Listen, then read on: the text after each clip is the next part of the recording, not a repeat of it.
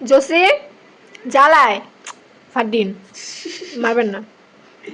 জোসি তুই কামড় দিতে পারস না? হ্যাঁ হ্যাঁ করস না, কামড় দিতে পারে না, বাপ দীক্ষা সম্মান করে। সম্মান করে বাবা মতো পায়া লোক খালি দিবনি হ কইছে দেখছো কেমনে কলার ধরে বোরানি দেয়, ওই কিন্তু চেপ্টা আছে।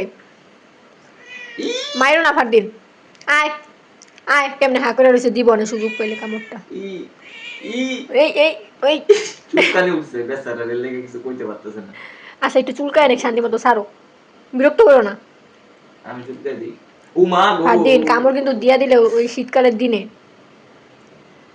কি জাউরামিটা করতেছে দুজনে, শান্তি নেই, আমার পোলাটারে শান্তি দেয় না।